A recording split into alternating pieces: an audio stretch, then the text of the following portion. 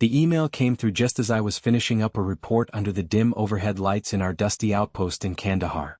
My brain was running on 2 hours of sleep and a lukewarm cup of gritty coffee that had been reheated twice in a cracked mug. I squinted at the subject line glowing on my screen. Let's handle this like adults. I'm Marcus Grant, 42 years old, a staff sergeant with the 173rd Airborne. I'd been deployed in Afghanistan for 4 months. 4 long, sand-choked months of watching the horizon, writing reports, keeping my men sharp and my mind sharper. I had grown used to tension, used to silence, used to the kind of focus that lets you tune out everything except what's right in front of you. But that subject line punched through all that. I clicked it open, expecting something mild. Maybe Clara is venting. Maybe something about the dog. Maybe a missed car payment. Instead, I saw 3 cold sentences wrapped in legal formatting. She had already filed for divorce. She had already emptied our joint savings. She had already moved her new boyfriend, Kyle, into our home in Boise. Just like that. I read it twice. Then a third time. Each time slower, as if the words would rearrange themselves into something else if I stared hard enough. But no. There it was in black and white, the PDF attachment still loading in the corner of the screen like a punch winding up. A 13-year marriage ended with digital ink and a heartless click. I didn't slam the laptop shut. I didn't curse. My chest didn't tighten and my throat didn't close up. I just stood, walked to the communal showers, turned on the cold water and stood under it. No blinking. No breathing deeply. Just stillness. I let the cold numb me into clarity. That night, I sat on my bunk, stared at the ceiling for a few minutes, then typed one word in response, understood. That was it. No demands. No pleading. No long explanations. Just a full stop on a chapter that had been dragging too long. Will, my bunkmate, glanced over his book when I lay down. You good man? Yeah, I said quietly like I was talking through fog. Just some stuff back home. He nodded once, his eyes dropping back to the page. Out here we know not to dig too deep. Everyone's carrying something. The truth is I wasn't shocked. Clara and I had been drifting apart for years. Long before this deployment. The dinner table had grown quiet. Her phone started facing downward more often. Conversations turned into check-ins, then into silences. She used to wait up for my calls. That stopped. Then the passwords started changing.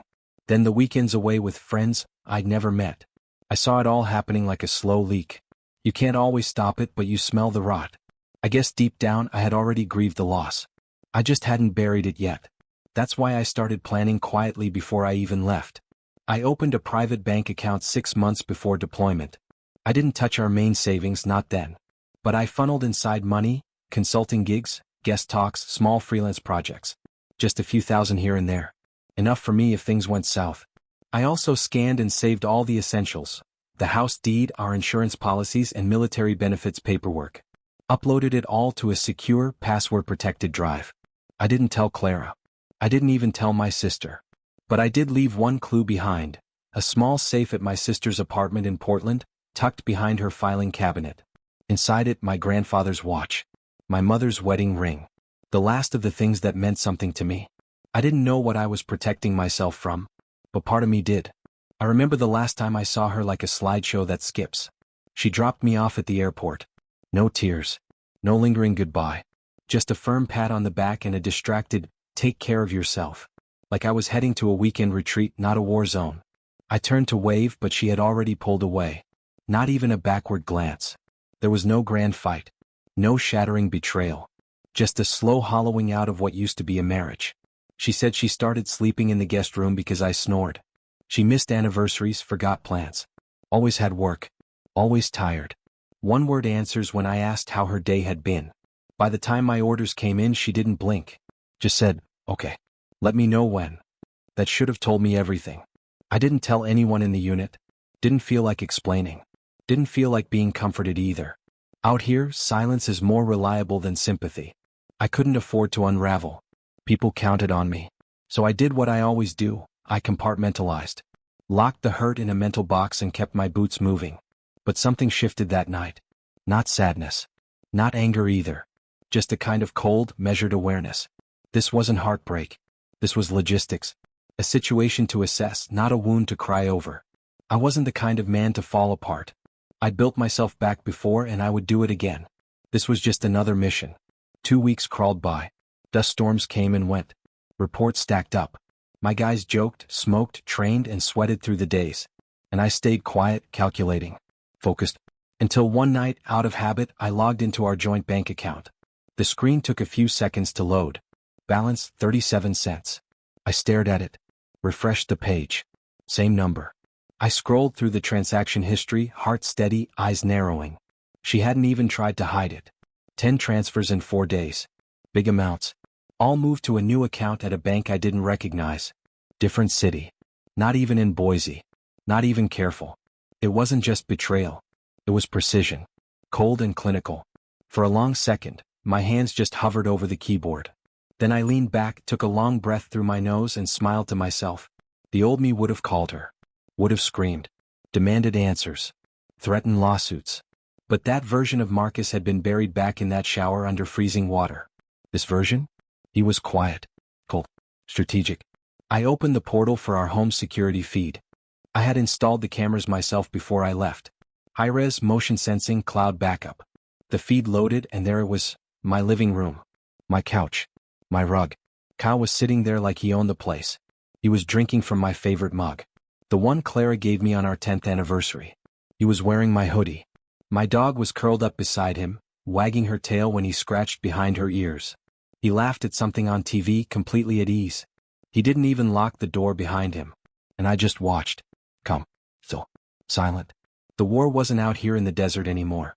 It had come home. And I was already planning my return. He had moved into my life like it was an Airbnb, slipped into my home, wore my clothes, touched my dog, and poured his coffee into my mug. Like everything I had built was up for temporary rental. But I didn't rage. I didn't cry. I just watched him through the screen, noting every casual movement, every smug smile. Then I started planning, strategically, the same way I would if I were preparing for a mission in hostile territory. Out here in the field, emotions get you killed. Back home they get you exploited. I needed intelligence, legal cover, and precision. So I reached out to someone who knew both war zones and courtrooms, James Harper. We'd served together in Iraq 15 years ago. Now he was a seasoned family lawyer in Houston, a guy who never lost his edge. He knew the legal battlefield the way I knew air assault formations. James called me back within a few hours. His tone was steady, clinical. Let's start with documentation. I'll do the digging. You stay sharp. 3 days later he called with news that flipped my stomach like a combat rollover. Marcus, he said flatly, your wife refinanced the house 2 months after you deployed. I sat on the edge of my cot, gripping the phone like it might break in my hand. I didn't sign anything. You didn't have to, James said. Because someone forged your signature. The documents looked clean at first glance. Neat formatting. Professional tone. But James had a trained eye and he caught several discrepancies. Mismatched initials, inconsistent font spacing, and incorrect deployment dates listed in the affidavit. The most disgusting part? The loan had pulled $330,000 in equity. The co-applicant? Kyle. My wife had forged my name to refinance our home, partner with a convicted fraud, and start siphoning off money while I was deployed overseas, wearing a uniform and eating powdered eggs. James sent me Kyle's record. 2 DUIs. Fraud convictions in Idaho and Nevada. And a pending federal case involving a fake investment firm promising returns to elderly veterans. The man was a predator. And Clara, my Clara, was in business with him. I'm going to need more than paperwork, James said. Courts love proof. You get me emails, texts, voicemails, anything where she slips will build a solid case. No room for, I didn't know. So I built what I called Operation Ground Zero. I copied security footage. Took screen grabs of my accounts. Backed up call logs. Every timestamp, every document, everything she did got a digital twin locked behind 2 layers of encryption. I wasn't just gathering evidence. I was creating a timeline, proof that she wasn't acting out of desperation but calculation. I didn't confront her. No texts. No calls. Emotion is loud and reckless. She'd expect rage. I gave her silence. My face disappeared. My tone vanished. That's when people get sloppy, when they think the storm has passed. I let her believe that. Meanwhile, I laid the groundwork. I flew into Spokane 2 days earlier than scheduled. Didn't alert a soul. No family dinners. No beer with old friends. I rented a car using my backup travel ID and checked into a no-name motel near an industrial park on the outskirts. Room 112 smelled like cigarettes and microwaved noodles. Perfect. Unnoticed. The next morning, James picked me up in his dusty old Ford. The leather on the driver's seat was cracked. The AC coughed. But we didn't need luxury. We needed control. We drove to the bank where the refinance had been processed. Our evidence was tight. Printed comparisons, a flash drive full of metadata, timestamps, and deployment records. James presented it all like a prosecutor preparing for war. The branch manager, a middle-aged man with thinning hair and an anxious mouth, paled as he reviewed the documents. He glanced between the printed signature and my military deployment order. This went through while you were overseas? Yes, James said without blinking. And without his knowledge. That's federal mortgage fraud. The next hour moved fast. The account Becky had drained was flagged and frozen. A formal investigation was launched. It wouldn't bring back all the money, but it slowed the bleeding. And more importantly, it gave us leverage. We learned that $14,600 had already been transferred to a man named Daniel Spencer. That name had no significance at first, until James did some digging. Daniel Spencer was a real estate agent. No criminal record, no flashy red flags, but there was something off. His office existed mostly online. The business address is linked to a mailbox store. James kept at it. An hour later he found the thread. Daniel and Kyle had worked together on several fast sale property flips. Their game? Buy distressed homes through shady paperwork, rehab them cheaply, and offload them to straw buyers via ghost LLCs. Quick cash. Clean getaway. Clara and Kyle weren't just a couple playing house. They were partners in fraud.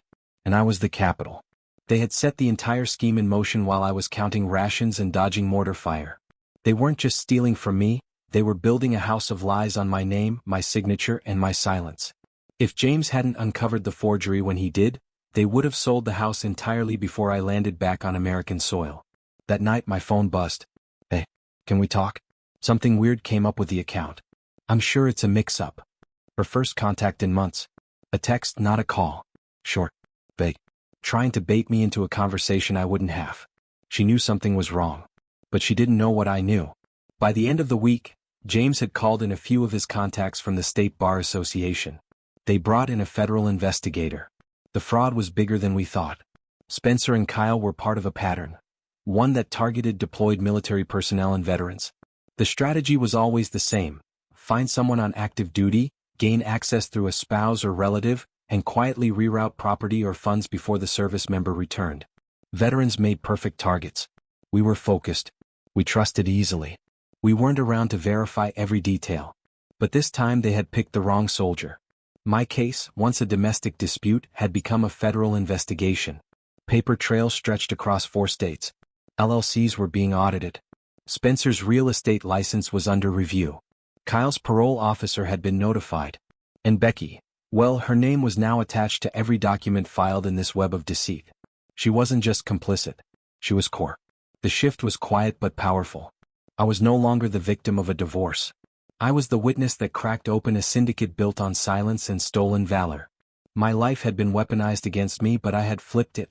They thought I'd come home broken. Instead, I came back prepared. I hadn't picked this war, but I was going to end it. Cleanly, legally, and in a way they'd never forget. Becky texted again the following week. Can we please talk in person? Just meet me at the park. I didn't reply.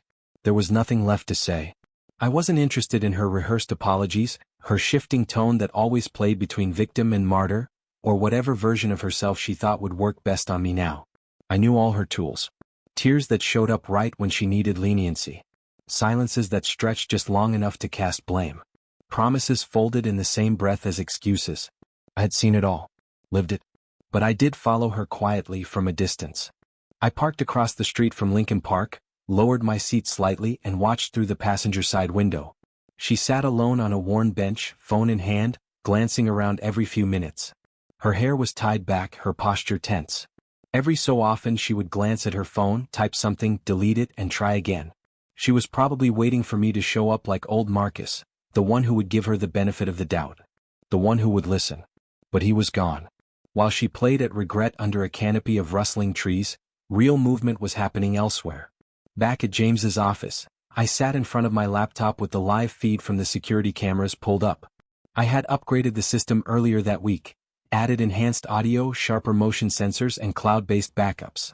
My house, the one she tried to sell from under me, was now the sting site. Two cars pulled into the driveway. One black sedan. One dented pickup. Kyle and Spencer. They strolled inside like they owned the place. The cameras captured their faces. James and I sat in silence, headphones on, every detail recorded. Kyle kicked his shoes off at the door, walked straight to the fridge and helped himself to a drink. Spencer dropped onto my couch, stretching his arms like he was settling in for a movie. They laughed, relaxed, and were confident. They weren't careful. Arrogance does that. Kyle tossed his jacket on the kitchen chair. "Buyers coming at 5, he said. Spencer snorted. "Easy money. I swear, milking a guy who's not even on the continent should be a sport." Kyle replied, "Becky's a pro. Girl forges faster than a Xerox." Then they laughed again. Spencer added, "Got another lined up in Georgia. Army guy, 2 kids. Wife's already in on it." That was it. James tapped the phone on his desk. "Sending it now." 28 minutes later, 2 black SUVs crept down my street. No sirens. No announcements. Just clean, practiced federal entry. FBI agents moved with precision, weapons raised. One team entered through the front. Another flanked the back. The security feed didn't skip. Kyle's face drained the moment he saw the agents. Spencer tried to bolt through the back door but got tackled within seconds. The furniture tipped over. The dog barked in the background. The entire takedown was fast and controlled. Becky arrived moments later, walking quickly from the direction of the park.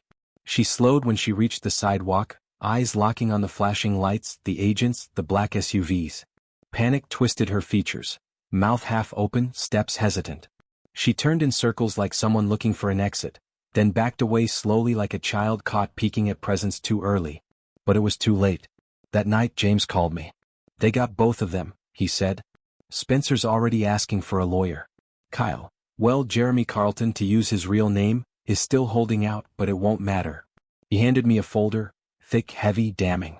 Inside were copies of the forged refinance paperwork. Becky had signed as me, included fake emails about my approval, listed Kyle as a co-applicant, and even added a falsified notary stamp. "She could be charged too," James said carefully. "But here's what we're offering: full restitution, signed confession, and surrender of any claims. If she cooperates, she avoids prison."